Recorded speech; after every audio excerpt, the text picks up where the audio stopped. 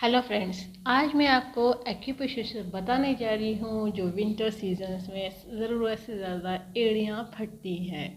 पैरों की एड़ियाँ सबसे ज़्यादा फटती है, चाहे आप सॉक्स पहने या सॉक्स ना पहने, काम करें ना करें, दोनों केस में एड़ियाँ फटती है। और हर एज के लोगों की एड़ियाँ फटती है, चाहे बच्चे हो, बड़े हो, जवान हो या फिर बूढ़े हो। और बूढ़ों में तो ज़रूरत से ज़्यादा, ठीक है। अब क्या होता है, कुछ लोग पानी की वजह से कि पानी में ज़्यादा काम कर रहे तब फट रही, कुछ लोग ये कहते हैं, कुछ लोग कुछ भी कहते रहते हैं। अलग अलग बातें होती रहती हैं कि किस वजह से फट रही है, कुछ एक रीज़न उनको समझ नहीं आता है। क्रैक हील्स या इसको चिल ब्लेंस भी बोलते हैं। क्रैक हील्स यानी फटी एड़ियाँ। और मोस्टली ये इसका पता कब ज़्यादा होता है, जब विंटर सीजन शुरू हो चुका होता है।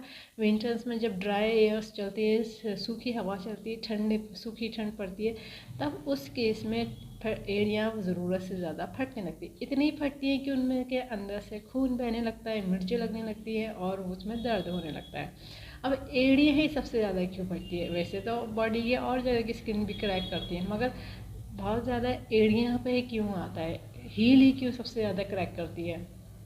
और वो रिपेयर होने में भी टाइम ले जाती है, क्योंकि क्रैक हील्स भी क्रीम लगाते हैं, फिर क्या क्या ऑयल लगाते हैं, क्रीम्स लगाते हैं, बाम लगाते हैं, मगर उसके बाद भी वो रिकवर होने में टाइम ले जाती है। अब देखिए रीज़न क्या है। पैर पैर सबसे ज़्यादा क्या होता है, पूरी बॉडी का वेट उठाने का काम करते हैं, फिर चलने के लिए पैर ही यूज़ होते हैं।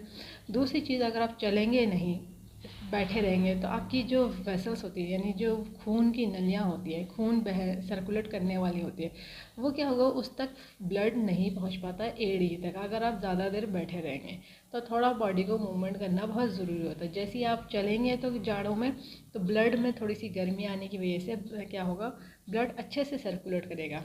अगर आप चलेंगे नहीं, सिर्फ बैठे रहेंगे या रज़ाई में बैठे रहेंगे या सॉक्स पहने बैठे रहेंगे, हिलेंगे ढूलेंगे नहीं, तो वहाँ तक एड़ियों तक ब्लड नहीं पहुँच पाता। अगर काम नहीं भी करते तब भी क्या होता है, एड़ियाँ फट रही होती है जो रज़ाई के अंदर बैठे रहते हैं। तो उसका रीज़न वही होता है, क्योंकि बॉडी में अगर ब्लड सही से सर्कुलेट नहीं हो रहा है, जो ब्लड वेसल्स के अंदर ब्लड सर्कुलेट होना चाहिए, क्योंकि पैर क्या होता है, आखिरी वेसल्स होती हैं पैरों तक, जो आखिरी नसें होती हैं वहाँ तक खून पहुँचने में टाइम लगता है। अब अगर मूवमेंट नहीं करेंगे तो खून ऊपर ही ऊपर सर्कुलेट करता रहेगा, नीचे पैरों तक पहुँचेगा नहीं। तभी कुछ लोगों के जाड़ों में ही पैरों में नीले नीले हो जाता है, या फटने के बाद लाल हो जाता है, या सूज जाते हैं। सूज तो उन्हीं उसी केस में है, क्योंकि वो लोग अपना मूवमेंट रोक देते हैं। अगर मूवमेंट रोक देंगे, कोई चीज़ ऐसी पड़ी रहेगी तो वो एक तरह से डेड होने लगती है, यानी उसके अंदर कुछ भी काम नहीं होगा, तो वो निर्जीव जैसे कहते हैं जिसको, तो वो उस तरह से होने लगती है। तो इसलिए कहते हैं कि मूवमेंट करिए, ठीक है। जैसे सांस लेना ज़रूरी है, सांस लेना ज़रूरी, तो उसी तरह से ब्लड सर्कुलेट होना भी ज़रूरी होता है। अब जिन लोगों के बॉडी में कैल्शियम की कमी है, जिंक की कमी है, तो उनके भी पैरों की एड़ियाँ ज़रूरत से ज़्यादा फटती है। थायराइड वाले को देखिएगा या डायबिटीज़ वाले को देखिएगा, उनकी पैरों की एड़ियाँ बहुत ज़्यादा फटती है, पैरों की उंगलियों की स्किन भी बहुत ज़्यादा क्रैक कर जाती है। फिर वो लोग सोचते क्या करें, कैसे करें, क्या लगाए, क्या करें। तो फिर उसके बाद क्या होता है, जब फट जाती है तो उसके अंदर धूल बैठ जाती है, अगर सही से साफ़ नहीं हो पाती है वो धूल, क्रैक्स के अंदर बैठ जाती है, काले भी पड़ जाते हैं, फिर इसमें इन्फेक्शन होने का डर रहता है, ठीक है। तो जिन लोगों को बीमारियां होती है तो उनको इन्फेक्शन बहुत तेज़ी से फैलने लगता है। जिस केस में होता है वो डायबिटीज़ वालों में बहुत तेज़ी से फैलता है, तो उनको पहले ही केयर कर लेनी चाहिए। पैर क्या होता है, बहुत ज़्यादा इस्तेमाल होते हैं, बॉडी को मूवमेंट करने में वही सपोर्ट करते हैं, बॉडी पूरी उसी पे ही चलती है, इसलिए पैरों की केयर करना बहुत ज़रूरी होती है, ठीक है। अब पहले इसको करने के लिए क्या करें, पैरों के देखिए रोज़ तो अच्छे से सफाई करिए। सॉक्स पहन लिए वो एक अलग बात है, ठंड लग रही है तो पानी से पैर नहीं धोते हैं कुछ लोग, तो नहीं, ऐसा ना करिए। थोड़ा गुनगुने पानी से पैरों को रेगुलर डेली वॉश ज़रूर करिए, सफाई ज़रूर करिए, ठीक है। मतलब नॉर्मल साबुन से कर लीजिए, नहीं तो बहुत है तो आप फिटकरी का पानी को उसमें फिटकरी भी होगी उससे कर लीजिए। वो क्या होगा, इन्फेक्शन को हटाने का काम करेगा फिटकरी, एलम भी बोलते हैं इसे इंग्लिश में, ठीक है। अब फिटकरी नहीं है तो आप ऐसे साबुन से ही साफ़ कर लीजिए, ठीक है। कोई भी साबुन ले लीजिए, उसके बाद क्या होता है, थोड़े से क्रीम लगा लीजिए या ऑयल लगा लीजिए या नारियल का तेल लगा लीजिए। तो स्किन के लिए जो होता है नारियल का तेल बेस्ट होता है, अगर आप स्किन में एड़ियों में लगा लें। अब एड़ियों में क्या होता है, ज़रूरत से ज़्यादा दरारें आ गई हैं तो वो उस पर उतना इफेक्टिव नहीं होगा, मगर कुछ टाइम के लिए लगा लीजिए, फिर सॉक्स पहन लीजिए या फिर ऐसे शूज़ पहनिए जो बिल्कुल फ्लैट ना होकर थोड़ी सी हील हो, जिससे कि ज़मीन की धूल पैरों तक ना पहुंच सके। एक चीज़ तो ये कर लीजिए, या फिर बंद जूते पहन लीजिए। बंद जूतों को मगर रेगुलर पैरों को साफ शुरू करिएगा, खोल भी लीजिए, लगातार बंद भी नहीं रहना चाहिए। कुछ टाइम उसमें एयर भी सर्कुलेट होने के लिए पैर को खोलना ज़रूरी होता है, ठीक है। फ्रेश एयर के लिए पैरों को खोलना भी ज़रूरी होता है, यानी कि हर वक्त उसे पैक करके रख दिया कि सॉक्स भी जूते भी थोड़ा बहुत उसे साफ़ भी करिए खोल के, क्योंकि अंदर पसीना भी बैठ जाएगा, वो भी गलत हो जाता है। तो इसलिए क्या होता है, वो भी बैक्टीरिया का डेवलप करने में हो जाएगा, इसलिए उस चीज़ से बचना चाहिए, ठीक है। विंटर्स में लापरवाहियाँ ज़्यादा हो जाती है। अब ये सब चीज़ें हो गई केयरिंग की। अब हम आपको बताने जाते हैं एक्यूप्रेशर के पॉइंट, जिसको लगा करके आपकी क्रैक हील की प्रॉब्लम सॉल्व हो जाएगी, क्रैक हील को रिकवरी फास्ट मिल जाएगी। लगाने के लिए ज़रूरत होगी डॉक्टर टेप की, पेपर टेप की, किसी मेडिकल और सर्जिकल के शॉप से ले लीजिएगा। 1/2 इंच का टेप है, स्किन फ्रेंडली टेप है, कोई और सा टेप नहीं यूज़ करेगा, इस बात का ध्यान रखिएगा। जिन्होंने कोर्स करा उन्हें पता है कि पेश में यूज़ होती है मैग्नेट, जो एक तरफ से वाइट होती है, एक तरफ से येलो होती है। टोन सीडेड का काम करती है, प्लस माइनस एनर्जी होती है नॉर्थ पोल साउथ पोल। ये प्योर मैग्नेट ह्यूमन बॉडी के प्रेशर पॉइंट को स्टिमुलेट करने के लिए, बैलेंस करने के लिए बनाई गई है। इसमें पावर उतनी दी गई है जो ह्यूमन बॉडी के प्रेशर पॉइंट को स्टिमुलेट कर सके या बैलेंस कर सके।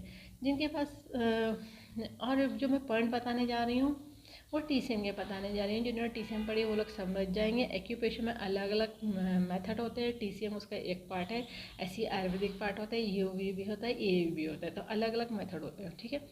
पॉइंट लगाने का तरीका हाथों में आएगा, ज़्यादा से ज़्यादा पॉइंट हाथों के हथेलियों तक ही आते हैं, जितने भी अप्लाई होते हैं वो इतने ही एरिया में अप्लाई होते हैं, दोनों हाथों में। अब पॉइंट जो मैं बताऊँगी उस पर आपको मैग्नेट लगानी है, बियॉल मैग्नेट, ठीक है, जो मैंने अभी आपको दिखाई है। अब पॉइंट की लोकेशन समझ लीजिए, लोकेशन किस जगह पे आएगी। तो देखिए ये हमारी इंडेक्स फिंगर है। इंडेक्स फिंगर में सामने से थंब की तरफ जो मेरिडियन चल रही होती है, इसको कहते हैं लंग्स की मेरिडियन। तो ये जो पॉइंट आता है जॉइंट पे आएगा, अपर जॉइंट में, अपर जॉइंट में फ्रंट में आ जाएगा। तो ये जो फ्रंट में आएगा इसको कहते हैं लंग्स का 9 पॉइंट, LU9। इस पॉइंट पे आपको करना होगा ये जो क्रैक हिल की प्रॉब्लम सॉल्व करने के लिए पॉइंट को टोन करने का तरीका रहेगा कि बियॉल मैग्नेट पेपर टेप में से वाइट दिखनी चाहिए, विजिबिलिटी वाइट होनी चाहिए। तो देखिए कलर नहीं लगाइएगा, मार्क नहीं करिएगा, ठीक है। ये पॉइंट पे आपको इस तरह से मैग्नेट लगानी है। जिनको कलर की नॉलेज है वो लोग कलर लगा लीजिएगा, बाकी लोग कलर बिल्कुल नहीं लगाइएगा, क्योंकि हर पॉइंट का हर डिजीज़ के अकॉर्डिंग अलग अलग कलर होता है। फिर क्या होता है, कुछ लोग कलर की जगह नेल पॉलिश लगाने लगते हैं। तो नेल पॉलिश जो होता है वो थेरेपी में नहीं यूज़ होती है, सिर्फ या तो कलर यूज़ होता है या फिर आईलाइनर भी बहुत हद तक यूज़ हो जाता है, इस बात का ध्यान रखिएगा। मगर इस पॉइंट के लिए हम करेंगे टोन करने में LU9 को टोन करा जाएगा। तो ये क्या करेगा पॉइंट, ये आपकी इस प्रॉब्लम के लिए जो ब्लड वेसल्स उसमें ब्लड सही से सर्कुलेट नहीं हो रहा है या डिले हो रहा है, वहाँ तक पहुँचा नहीं है, ब्लड ठंडा पड़ी है, तो ये क्या करेगा उसको सर्कुलेशन में ईजी करेगा, जिसकी वजह से आपकी जो वहाँ की क्रैकिंग हो गई है उसको हील करने में प्रोसेस फास्ट कर देगा, ठीक है। इस पॉइंट को रेगुलर लगाइए, 12 से 14 घंटे लगाइए, जब तक कि आपकी प्रॉब्लम सॉल्व ना हो जाए तब तक लगाइए। और जो लोग कलर लगा रहे हैं तो इस पॉइंट पे येलो कलर स्केच का लगेगा, कोई और से कलर नहीं लगेंगे, सिर्फ स्केच कलर लगेगा। जिससे कलर भरने के लिए बच्चे लोग स्केच पेन यूज़ करते हैं, ये वो वाले कलर होते हैं। ये नहीं कि आपने लिपस्टिक लगा ली या फिर आपने नेल पॉलिश लगा ली, नेल पॉलिश इसमें आप यूज़फुल नहीं होती है, इस बात का ध्यान रखिएगा। इस वीडियो को ज़्यादा से ज़्यादा शेयर करिए, सब्सक्राइब करिए, लाइक करिए, ताकि लोगों को पता चल जाए एक्यूप्रेशर से सभी तरह की डिजीज़ को ट्रीट कर देते हैं, क्योर कर देते हैं, कंट्रोल कर देते हैं, रूट कॉज को ठीक कर देते हैं। फ्यूचर में दोबारा प्रॉब्लम नहीं आती, बस लाइफ स्टाइल को ठीक रखना होता है।